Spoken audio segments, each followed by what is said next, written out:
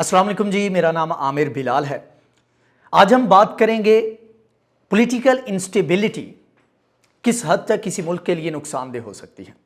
अक्सर आप बात सुनते होंगे कि पाकिस्तान में भी मामलात को बेहतर तरीके से चलाना चाहिए, मुफाहमत से चलाना चाहिए और पॉलिटिकल लीडरशिप जो है उसको जो नेशनल सिक्योरिटी के इश्यूज़ हैं उन पर एक होना चाहिए।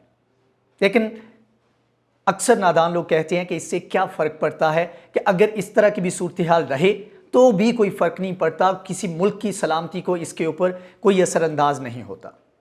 लेकिन आज हम बात करेंगे लुबनान की, जो कि सिमिलर सिचुएशन से, सिमिलर कंडीशन से वो गुजर रहा है और पॉलिटिकल इंस्टेबिलिटी इस हद तक पहुंच चुकी है कि कोशिशों के बावजूद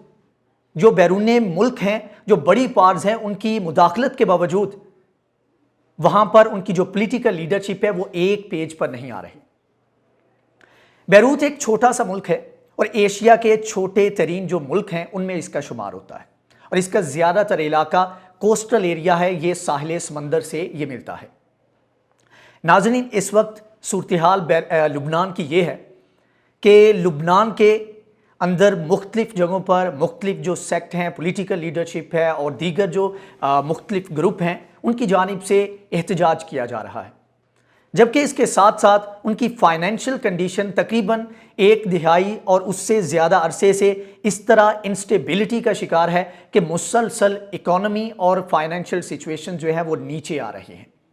जबकि इसके साथ ही सोने पे सुहागा ये कि वहाँ पर पैंडेमिक की सूरत हाल बनी तो उनके लिए ऐसा कोई मुनज़्ज़म तरीक़ाकार नहीं था, ऐसी कोई मुनज़्ज़म गवर्नमेंट नहीं थी जो कि इस तमाम तर सूरत हाल में लीड कर सकती और उनकी हालात जो है वो मज़ीद ख़राब होते आपको नज़र आए।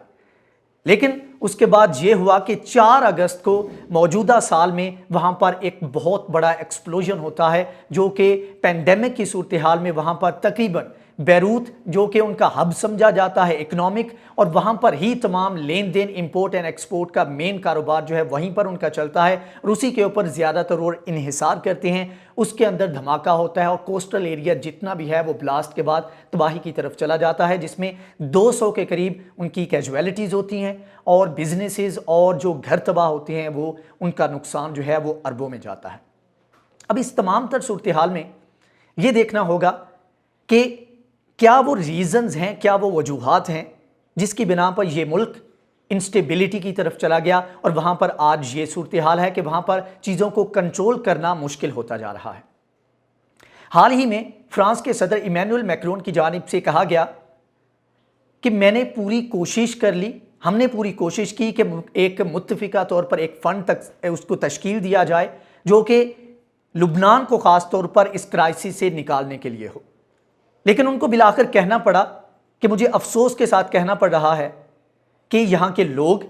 यहाँ की जो पॉलिटिकल लीडरशिप है उनमें ऐसी विल ही नहीं कि वो इस तरह के जो एक क्राइसिस की सूरत हाल है उससे वो निकल सकें। नाज़रीन, अब एथनिसिटी की बात करें कि प्रॉब्लम असल में है किधर। वहाँ पर जो लोग रहते हैं, वहाँ की जो अवाम है वो ज़्यादातर मुस्लिम मेजॉरिटी कंट्री है ये लुबनान, और उसमें 27% के करीब शिया मुस्लिम है और इसी मिकदार में 27% के करीब ही वहाँ पर सुन्नी मुस्लिम हैं। अब इसमें जो शिया सेक्ट से बिलोंग करते हैं उसमें हिजबुल्लाह की एक बड़ी तंजीम है, ठीक है, और उसके साथ अमल तंजीम है। ये दोनों तंजीमें ये ऐसे कह लें कि शिया सेक्ट से बिलोंग करती हैं और जो 128 की सीटें हैं टोटल पार्लियामेंट की वहाँ पर लुबनान में, उसमें से 14 सीटों पर इनका ऐसे कह लें कि ये 14 सीटें इनके पास हैं, इन दोनों तंजीमों के पास। लेकिन इनके ऊपर इल्ज़ाम ये लगता है कि ये ईरान के बैकर्द हैं, ईरान इनको सपोर्ट करता है और यही वजह है कि 2 पॉलिटिशियन जो हैं उनके ऊपर अमेरिका की जानिब से हाल ही में पाबंदियाँ भी आयद की गई हैं। दूसरी जानिब वहाँ पर जो गवर्नमेंट है जो कि रूल कर रहे थे 2019 तक, असद अल हरीरी उनका नाम है, जबकि उनके जो वालिद हैं रफ़ीक अल हरीरी वो वहाँ के कामयाब तरीन और पावरफुल तरीन पॉलिटिशियन जो है वो गिने जाते थे। 2005 में उनकी असैसिनेशन हुई और उसके बाद उनके बेटे 2009 में इक़्तिदार में आए और उसके बाद तकरीबन 2019 तक वो इक़्तिदार में रहे। 2019 में जब एहतजाज किया गया, और इसमें एक फ़न फैक्ट है कि एहतजाज किस वजह से किया गया कि वहाँ की गवर्नमेंट की जानिब से व्हाट्सएप की कॉल्स के ऊपर ٹیکس لگانے کے حوالے سے کوئی قانون سازی کے بارے میں بات چیت چلی تو عوام کی جانب سے شدید قسم کا رد عمل آیا، اور وہ احتجاج اور رد عمل اس حد تک بڑھا کہ سعد الحریری کو 2019 میں ریزگنیشن کے حوالے سے اپنا ریزگنیشن دینا پڑا، اور ان کی جانب سے ریزگنیشن کا اعلان کیا گیا۔ آلدو کہ اس کے اوپر الزامات لگتے رہ گئے کہ یہ سعودی عرب کی جانب سے ان کو یرغمال بنایا گیا اور ان کو فورس کیا گیا کہ وہ یہ ریزگنیشن دے، کیونکہ وہ سنی سیکٹ سے بلانگ کرتے ہیں اور اسی لیے ان کو بیک کیا جاتا ہے سعودی عرب کی جانب سے۔ اور اس میں بھی آپ کو اس پورے خطے میں جہاں بھی ہم بات کریں گے تو اس میں ایک سعودی ایلیمنٹ اور ایران کا ایلیمنٹ آپ کو کسی نہ کسی صورت میں نظر لازمی آئے گا۔ اینی 2019 میں جب ان کی جانب سے یہ اعلان کیا گیا کہ وہ ریزائن کریں گے تو وہاں کے جو صدر ہیں ان کی جانب سے مائیکل اون جو ہے ان کے صدر ہیں، ان کی جانب سے کہا گیا کہ آپ اس کو ہولڈ پہ رکھ لیں، ابھی ریزگنیشن نہ دیں، کچھ عرصہ انتظار کریں اور اس کے بعد آپ نے جو فیصلہ کرنا ہے وہ کریں۔ لیکن آگے جا کر حسن دائب جو ہیں ان کی جانب سے ریزائن دیا گیا، اور حسن دائب جو ہیں وہ اقتدار میں آتے ہیں، لیکن ان کے اوپر بھی وہی الزامات لگے جو کہ اس سے پہلی سعد الحریری کی گورنمنٹ جو ہے اس کے اوپر لگتے رہے۔ ان کی جانب سے الزام عائد کیا گیا کہ یہ کرپٹ ہیں، ان کے اندر پولیٹیکل ول نہیں ہے، اور یہ وہی انسٹیبلٹی کی طرف لے کر جا رہے ہیں جو اس سے پہلے سعد الحریری کے دور میں وہاں پر لوگوں کو دیکھنے میں نظر آ رہی تھی۔ اب اس کے بعد یہ صورتحال پیدا ہوگی کہ دونوں جانب سے دائب جو ہیں ان کے اوپر پریشر اس لیے بلڈ ہوا، حسن دائب کو بھی ریزائن کرنا پڑا انہی ایلیگیشنز کے اوپر کہ وہ بھی کرپٹ ہیں، اور مین ریزن جو بنی وہ یہ تھی کہ بیروت جو دارالحکومت ہے لبنان کا، اس میں دھماکہ ہوا، اور اس کے بعد صرف بیانات کی حد تک وہاں پر اقدامات کیے گئے، جس کے بعد وہاں پر ان کی عوام کے اندر مزید غصہ پیدا ہوا اور عوام نے مطالبہ کیا کہ آپ ریزائن کریں، جس کے بعد ان کی جانب سے ریزائن کیا گیا اور اپنی پارلیمنٹ کے ساتھ وہ وہاں سے ریزائن ہو گئے۔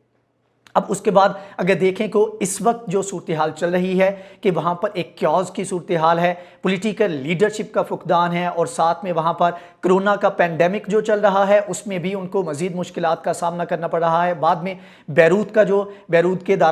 جو دارالحکومت ہے وہاں پر جو دھماکہ ہوتا ہے وہ اس کے بعد بھی چیزوں کو مزید تباہی کی طرف لے کر جا رہا ہے۔ اب ناظرین اس میں ایک اور اینگل بھی نکلتا ہے کہ کیا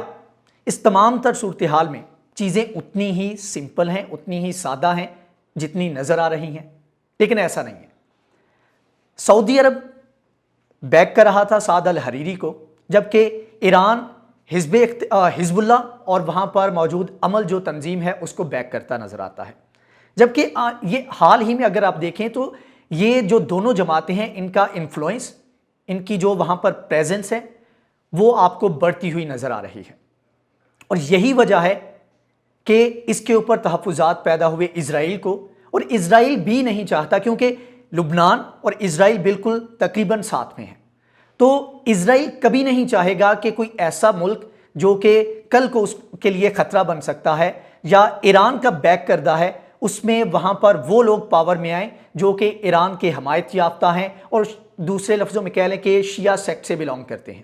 یہی وجہ ہے کہ اسرائیل بھی نہیں چاہتا کہ بیروت اور لبنان جو ہے اس میں سٹیبلٹی آئے۔ یہی وجہ ہے کہ کسی نہ کسی طرح آپ کو وہاں پر اسرائیل کا بھی ہاتھ نظر آئے گا، اور اسرائیل کے تعلقات سعودی عرب کے ساتھ بہتر ہونے جا رہے ہیں، کیونکہ متحدہ عرب امارات نے اس کو تسلیم کر لیا ہے اور یو ایس کے ساتھ اس کے ریلیشن بہت اچھے ہیں۔ تو آنے والے وقت میں آپ دیکھیں گے کہ وہاں پر ایک